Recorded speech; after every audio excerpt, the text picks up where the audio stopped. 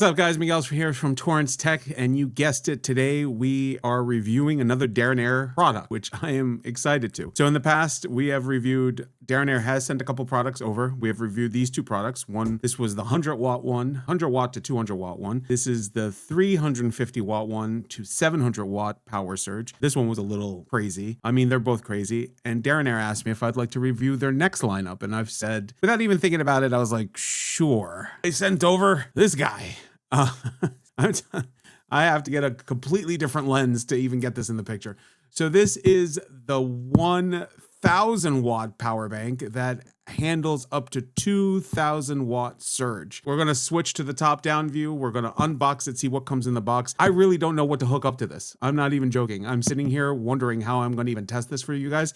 This little one, right? I had, if you could check out my other video, I had 4 lamps, a TV, the Nintendo Switch 2, all running off of this device for about 2.5 hours. So, and this was a 350 watt one. So I don't know. I'm gonna have to figure out how to hook up half my house to this. Like, I have no idea how we are gonna test out 1000 watts. But let's open it up. Let's see what we get in here, and we'll wing it. We'll completely wing it. All right. Thank you, DaranEner, for sending this product. Now, just a disclaimer, they did send these products free of charge to me. However, they're not paying for the review. They're not looking at the review before we uploaded. It's just what I think of the product and putting it out there. So let's switch. Let's get into unboxing. So I am not even joking. I had to actually use the extra wide lens to even get this shot. The camera doesn't go further up. So we're going to have to make do with this to try to get this in the shot. So we're going to unbox it and see how this goes.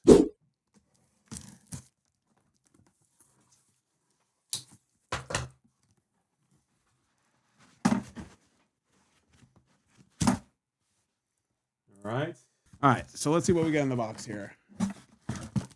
We got power cord, typical, and then really just the power station. Holy mackerel, this thing is huge. And here we have it, the 1000 watt DaranEner power station. We're stretching the word portable at this moment. I think this is the last line where we could use the word portable on this lineup. So let's take a kind of look around.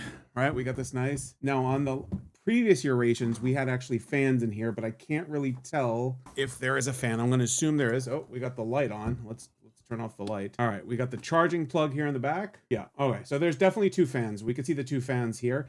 There might be, you know, an exhaust one on this side. And that's really it. Let's flip over to the bottom and see what we get here. So we got 2 USB-A ports that are coming in at 18 watts. We got 1 USB-C port. That one is coming in at 100 watts. We got another USB-C port, and that's the number 2. That's a maximum of 18 watts.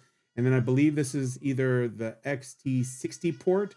There's 120 watts. This might be the solar panel port, or might be a different port, or maybe the barrel port. That's what we're looking at. Then we got the AC input, 120 volts. And then the solar input. Here's the solar input. Oh, here it is. Is that the same one? Maybe.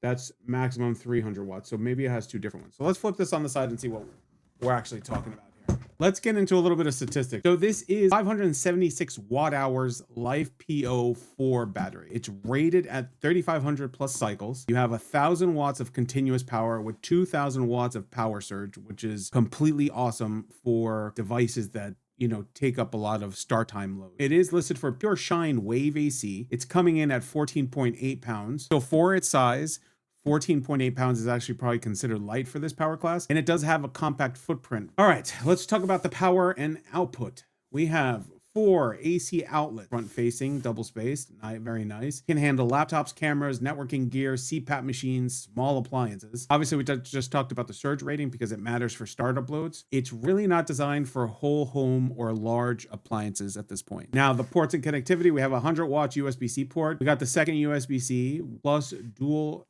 USB-A ports coming in at 18 watts. We have the XT60 port for solar and DC. So a total of 1, 2, 3, 4, 5, 6, 7, 8, 9. A total of 9 devices that we could connect simultaneously to this. Now, the recharging and the charging of this, the AC wall charging claimed 0 to 80% in around 2 hours. We'll try to put that to the test and see how that goes. It does support car charging. It does support solar charging up to 300 watts.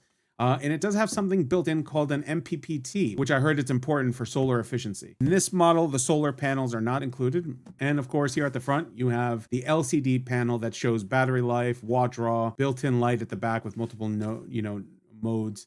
Which is very nice to see all here up at the top. Okay, this is my signature test. Usually I do. So I have a Steam Deck that's completely depleted. There's no battery on the Steam Deck.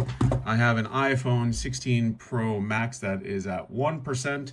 And then I have a MacBook M1 Pro 14-inch, also completely depleted, right? So we're going to recharge all these from scratch, from zero all the way up. Really, this test is not to see how long it takes, because we know that with full power, it's going to take about 2 hours for all these devices to recharge about.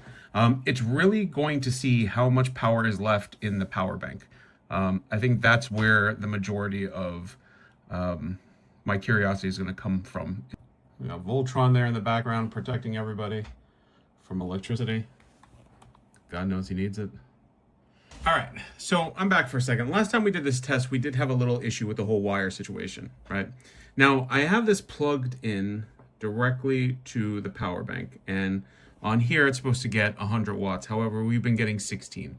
Again, we're still getting only 16 watts. It changed orientation. 16 watts, that's all it's getting. So let's switch from here to here. Let's see if we get that. A little different. And that makes a difference. All right, so it's actually the second one, which is interesting, right? Because I had that confused. All right, so we're at 76, 75 watts. So weirdly enough, I'm not sure why. So there's no real label on here, right? So this one says USB-C, USB-C. I know one of them is 18 watts and the other one was 100 watts. Weirdly enough, I don't know why you wouldn't put the 100 watts first. I don't consider that first. So we are now on track. Okay. So we're 13 minutes in, we're on track, everything is charging, we're at 96%. Again, the purpose of this test is to find out how much battery we are left when we charge 3 main huge devices. And typically I feel like this is the typical setup for anybody. You have a laptop, you have a gaming system, and you have an iPhone. And typically that's what you're left with in a blackout, or camping or whatever the case is. So let's see from zero, how much battery is left from that. All right, I'll shut up. We'll be back here in an hour, and we will see how much battery we have left and see what the charging is going on. Sorry about that.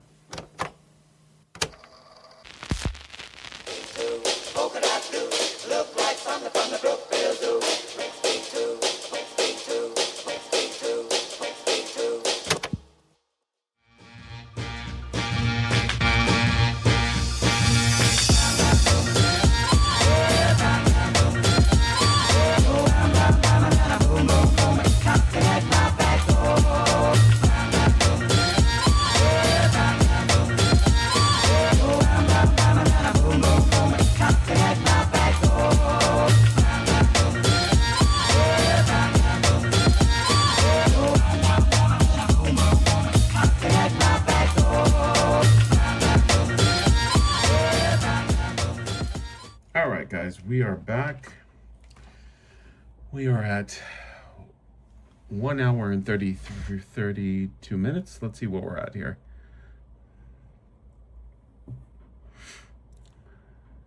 All right, so let's check on everybody here. So the iPhone is at 95%. Let's power up the Steam Deck. See where we go with that. Well, that's powering up. Let's take a look at the laptop. So laptop, we are at 98%. It's still pulling in 14 watts. 95%. And let's see what the Steam Deck is bringing. Steam Deck is at 90%. All right, let's turn this off. Shut down. Actually, the laptop just jumped to 99%. I mean, that was relatively quick. An hour and a half, everything went from 0 to practically 100. I mean, these two are 100%. This was the only one at 90. So, I mean, hour and a half, which makes this pretty impressive. Now, there is no heat coming off of it. And I expected that because all the other DaranEner devices that I've reviewed have never had a heat issue. And just to kind of prove it, we're going to turn on the heat gun to try to see what we get here. Yeah, right. So we see obviously the charger, and there's no heat whatsoever. Here, I even put it closer. There's no heat whatsoever coming off of the actual device. Maybe a little bit over the top where the display is. You could see where all the heat is on this. But again, the charger is the one providing most of the heat. So, all right, let's give it another, 30 minutes or so to complete. Maybe we'll get all 100%. This is already at 7. I mean, the only thing really pending is the Steam Deck, to tell you the truth. That's still pushing in 13 watts, and it was at 90%. So we'll give it another half hour to see if it gets to close to 100%. I know the Steam Deck takes forever to charge, truthfully. It gets to like 95%, and from 95% to 100%, it will trickle in for hours to get to that 100%. So we might not even stop it at 100. As long as it's above 95%, I think we'll be acceptable. So we'll give it another 20 minutes, maybe 30 minutes.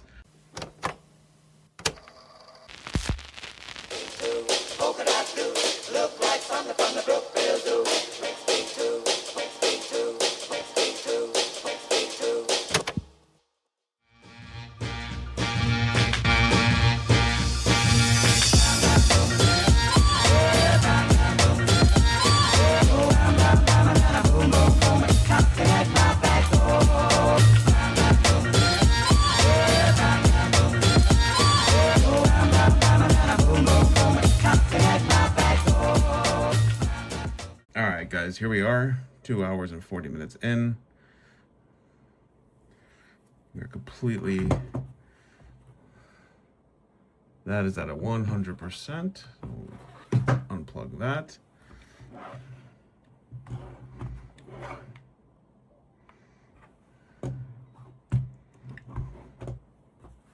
Let's take a look here.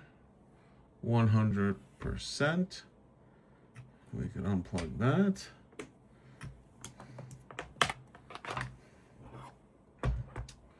And the final 99%.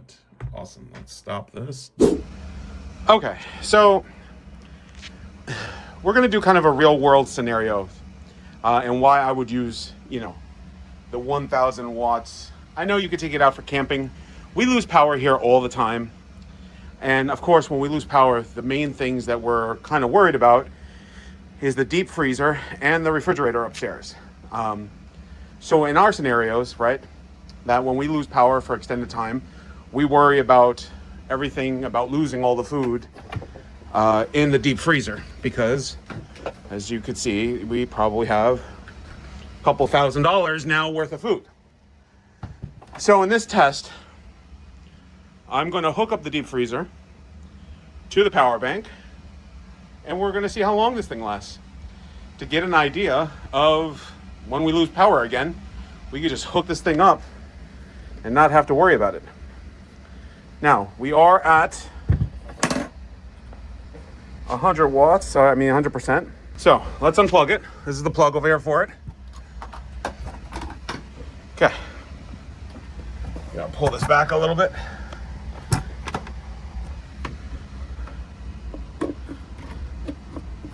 I'll plug it in. All right. Now, that was pretty uneventful because we can't really see any type of power draw. So give me a minute. I'm going to hook up some sort of power draw to it so we can actually see how much power it's using. So I'll be right back. All right, we're back. I kind of realized that this was probably a very poor example because these freezers are pretty not self-sufficient, but pretty optimized. I plugged it in and I was getting no watts whatsoever. So I had to open up the freezer for about 10 minutes to get some cold air out just to kind of have it turn on. And that's what we're seeing right now, right? So the total draw on this is 67 watts. It's ramping up right now. And I mean, this has more than enough power to power this during a blackout. I'm not sure for how many days, because once it reaches that temperature, it's going to turn off, and it's just going to be very efficient for a freezer of this size. And it's probably only going to turn on every now and then just to maintain the temperature. So this was probably a very poor example. However, it's still good to know that if you have a long period, you could actually hook this up for a little while and get the temperature back up.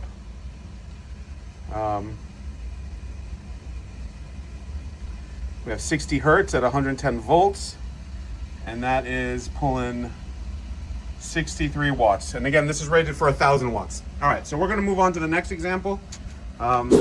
Okay, so we are about to take this to the way different crazy level. All right, so I have it hooked up here with a power meter. This power meter handles up to 1,800 watts. Here's my kind of networking room. I have 2 computers at the bottom, 2 UPSs. I got a printer. I have 3 ubiquities, which is, you know, firewall, 10 gig switch, and another PoE switch.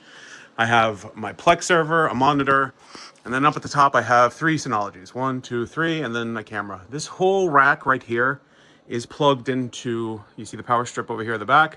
That's 1 power strip and another power strip. So this whole setup right here, 2 computers, actually 3 computers, 3 switches, and 3 Synologies is all hooked up to this. Usually it goes into one of these UPSs.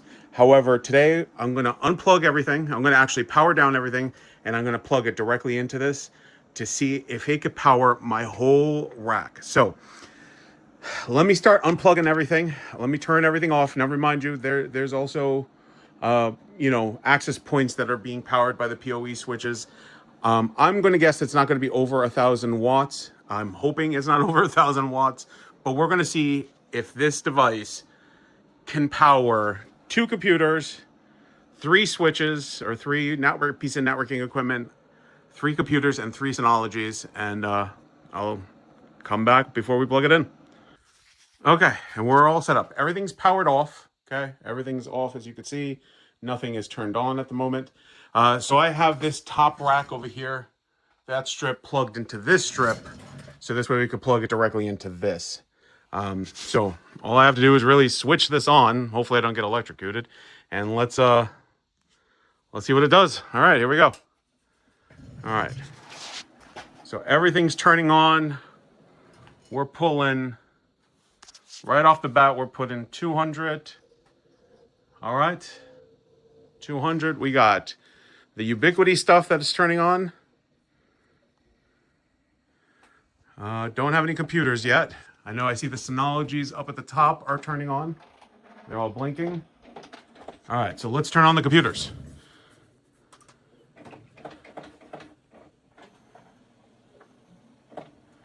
We're going up to 300 watts. 1 computer is turning on.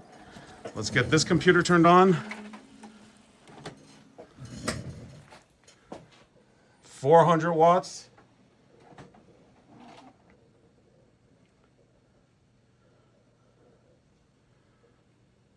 We're pushing 400 watts. Ubiquity is still booting up. It's still powering up. We got the printer, we got the computer. Turn that computer on. We're now pushing 500 watts, almost 450. We have the 3 Synologies are turned on completely. Maybe not that one at the end. We'll have to look at that. We're at 500. Well, we were just at 500. There we go. All right, let's go see what's going on with the Synology up here. There we go. Hopefully that's not a bad blink. Not in the mood to troubleshoot. All right. So we have the access points are up. 2 computers are up. Ubiquities are up. Second computer's up. We're pulling 500 ish. We're staying at 95% right now. That's what we're pulling. And we're up. We are up and running, and we are sitting at 93%. A good 500 watts. That's anywhere from 480. I've seen 550, depending on what power everything's pulling. I'm assuming since the VMs are ramping up, everything's ramping up. This is actually pretty impressive.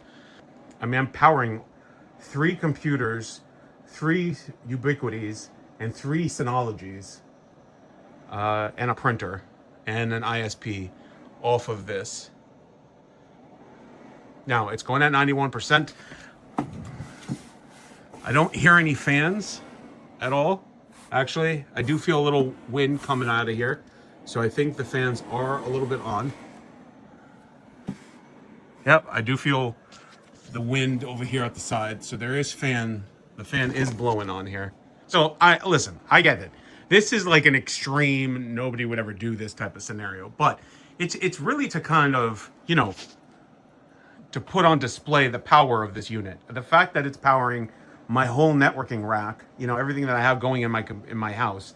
We're already at now almost like 6-7 minutes, and it's at 89%, and we're pulling about, you know, 500 watts continuously, and it's handling everything like a champ. Everything's ramped up right now. We have all the access points up. Don't mind this whole mess. You know, the 3 Synologies. So you know, in a pinch, right? So like during a power outage, I don't know why you would need to, you know, boot up all your computers during a power outage, but for whatever reason, if you need to, better yet, I mean, you could plug in your ISP.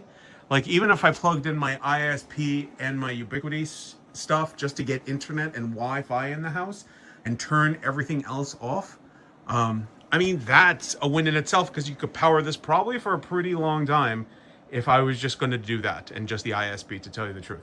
I don't feel any heat coming from it whatsoever anywhere. Like, it's completely cool to the touch, which, I mean, that's what you want. Last thing I would want to do is turn on all these devices and this thing overheating like crazy. I figured that me just telling you guys that it's warm or not warm wouldn't really help. So we're going to take a thermal image of it. Let's zoom out and actually see. So I'm going to take a thermal image here from the side.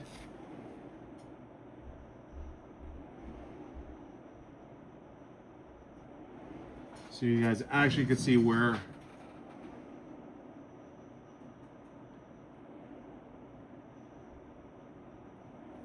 now it's showing heat here, but I think that's where the heat is dissipating, to tell you the truth.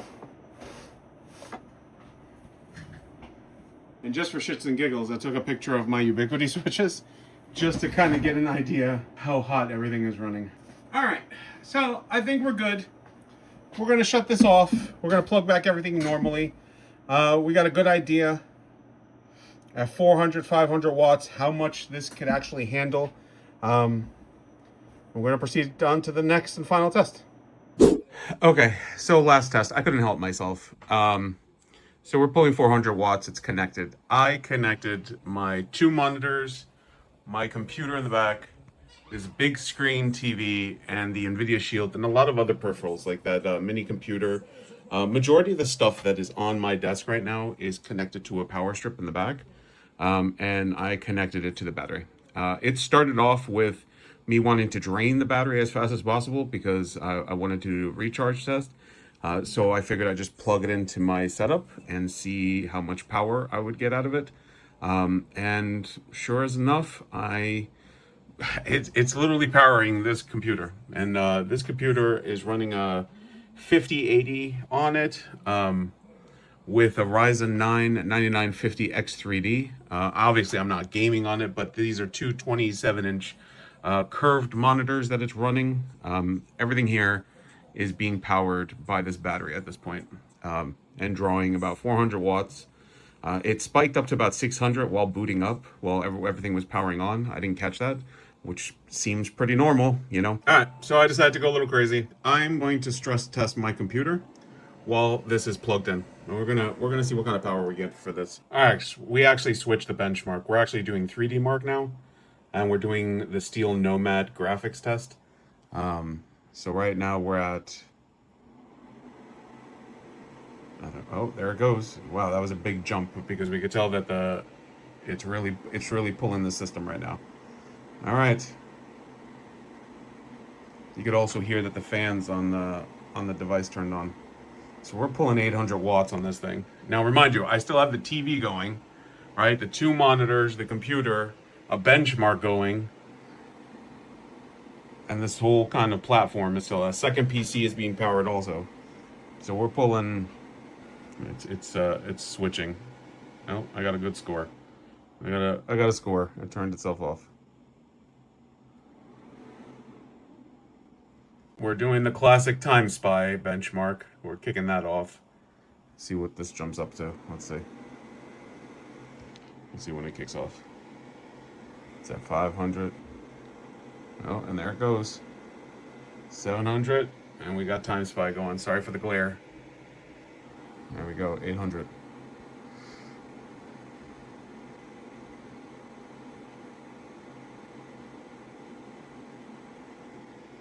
There's my benchmark going.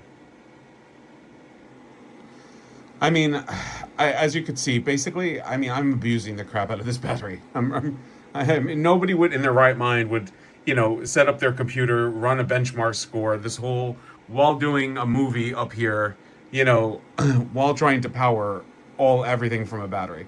Like, and I'm only using one power plug to begin with, right? So, if you were serious, you'd put in 4 power plugs, you want to be safe. You wouldn't have this in the middle, and obviously you wouldn't be running a benchmark off of it. And this is right after we just recharged my M1 Pro, my Steam Deck, and my 16 Pro Max on this. So we recharged it from 100 to it got down to about 63%, and now I've been trying to deplete the battery by just plugging stuff into it, and the best I could come up with was plugging up every single electronic piece of device I could possibly muster in this area. And it's just eating the fact that it's at 700 watts and it hasn't depleted it completely, right? Like it typically, even with an APC, you would only get, maybe like 7 minutes, 10 minutes, if most. I mean, at 600 power, maybe 800 power draw, you would probably only get like 5 or 7 minutes before the APC would start shutting things down. And to be honest, right, it's not meant for this type of stuff. But just to put in perspective, like this battery is eating it up. Like it is handling this like a boss at this point. And it completed my Time Spy. I wonder what I got. Oh no, it's going for the second. Let's see if that goes up. It's loading. I love seeing it jumped. There it goes. Oh, we get 900. Oh, this is the most we've gotten. I'd love to see it go over 1,000 to see if it could, because it's supposed to be able to. There it is, over 1,000. Over 1,000. That's 1,000 watts. It is able to handle up to 2,000 surge, but it is handling over 1,000 watts. It handled technically over 1,000 watts. That is insane. I feel like I shouldn't be holding this power plug. Then I'm going to get electrocuted. That is insane, and it's going. All right, well, let me I don't know what to do. Let me drain the battery so this way we could recharge it at this point to see how fast it takes to recharge it from 0 all the way to 100. But this is, as you guys can see, everything and Thor is playing. So we got a second computer going, everything's being powered, 2 monitors, 27-inch monitors. I just can't. All right, so everything turned off. I was expecting this from the last one, from the last review of the DaranEner. So once the DaranEner, the battery bank, gets under 10%, it turns off the DC power. You can no longer do DC power under 10%, and this is what happened. So it got under 10%, it disconnected the power to the DC, and that's it. So just something to be aware of, but everything is now completely powered off. Okay, so here we have the very final test. It is at 0%.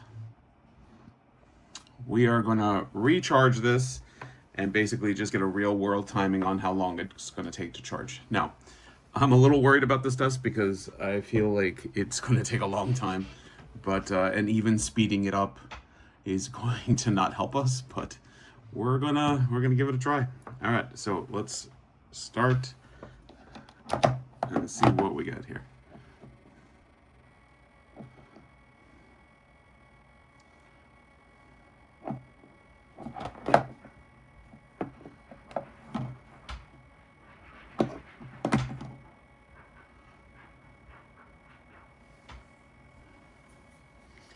Let's see if I could change the camera angle a little bit.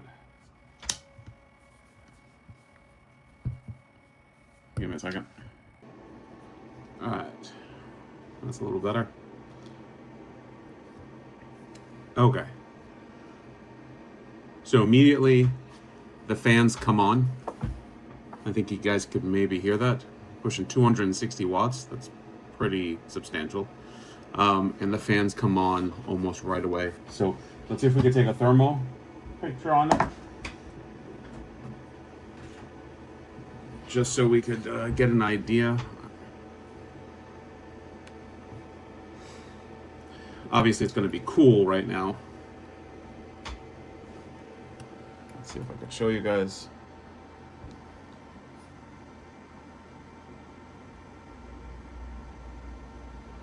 That's the phone.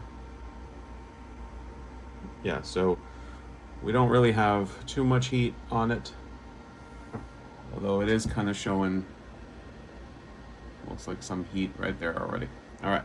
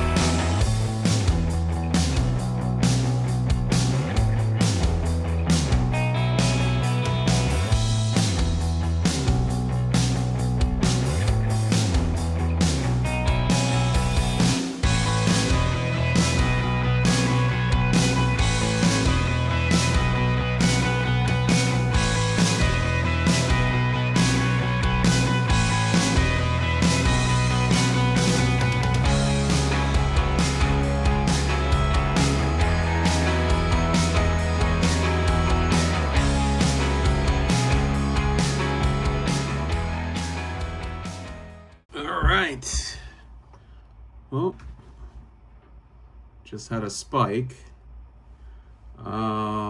Let's see what it's doing. I'm not sure what it's doing right now, but it's spiking 300 watts. Now, it finished.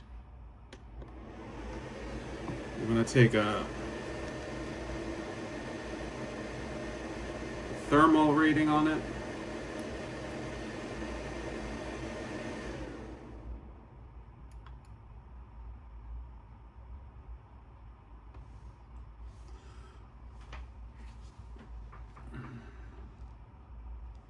Truthfully, it's not as hot as you'd think. It's not even as hot as at all. It's saying that it's 74 degrees. All right, so we're going to stop it.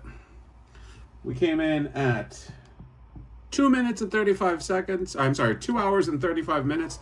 It was kind of my guess. I'm about 10 minutes off, I guess. So there you have it. It is cool to the touch because the fans kept it cool. I'm not sure why it keeps spiking to 300. That's a little awkward behavior. I'm not sure what's going on with that. And then it goes back down. I'm not sure if it's just, sometimes these power supplies hit 100 and they're not accurate when they hit 100 and there's still some overhead processing, but it usually trickles down to something really, really small, bigger than 1 watt. So I'm not sure why it's going from 1 watt all of a sudden to 300 to 1 watt. So, all right, we're going to end it and call it official.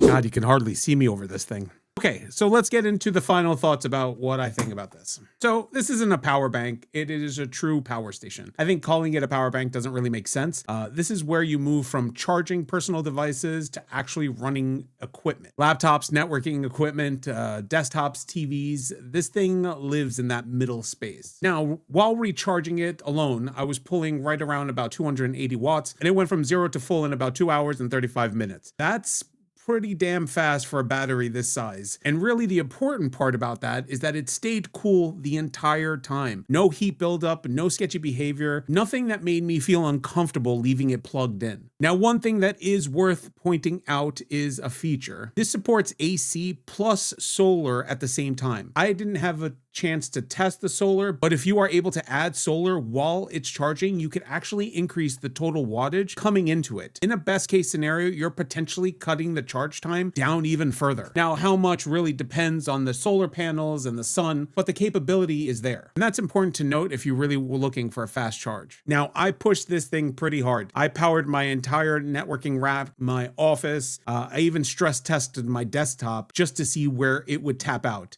And it didn't. It gobbled it up. It never even felt like it was struggling. And truthfully, it never even felt unsafe at the same time. And I think that's the part that I care most about gear like this. I just want it to feel like I'm not going to burn down the house or explode or set itself on fire. Now, price-wise, it is sitting around $340 right now on Amazon. And I'll just say this, for the amount of usable power you get, you're well past phone and laptop territory, and you're firmly into real-world equipment. Now, it's not a whole house solution, and it's not trying to be. This is for emergencies, extended trips, camping, or situations where you need reliable power for hours. It's too powerful to be a battery bank, and it's not yet too powerful to run bigger house appliances. I do have 2 real complaints about it. This charging cable is thick, stiff, and completely separate with no storage or no attachment at this point, which just makes it easier to lose.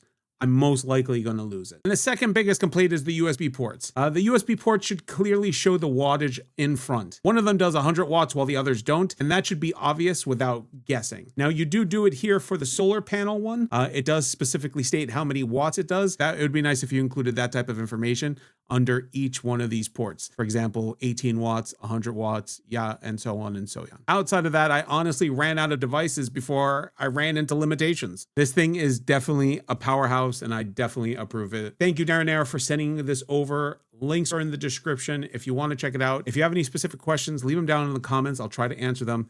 Again, don't forget to like and subscribe, and thank you very much, and take care, guys.